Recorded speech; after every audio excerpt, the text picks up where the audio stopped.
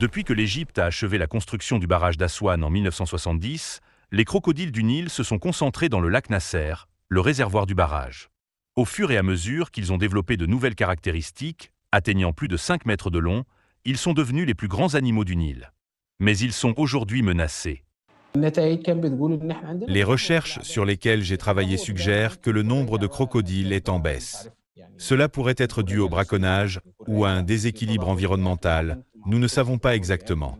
Nous ne voulons pas en arriver à un point où la population de crocodiles serait menacée d'extinction et où aucun investissement supplémentaire ne pourrait être réalisé. Il y a au moins 10 000 crocodiles dans le lac Nasser.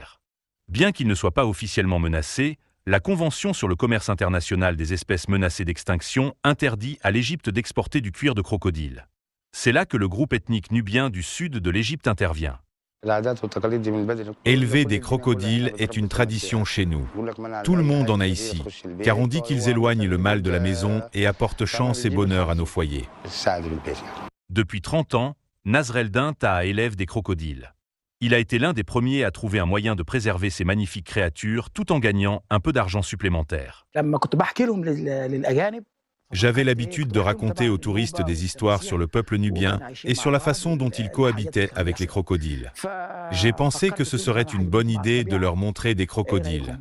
J'ai demandé à un guide touristique si cela leur plairait, et ils m'ont dit d'y aller.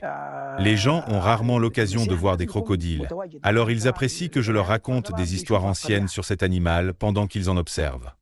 À sa grande surprise, les crocodiles sont devenus l'une des principales attractions touristiques des villages nubiens.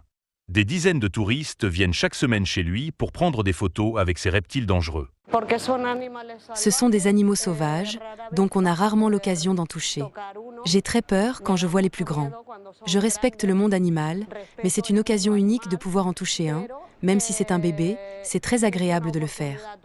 Nasr el-Din Taha garde les crocodiles au chaud pendant leur hibernation et les protège du soleil brûlant en été.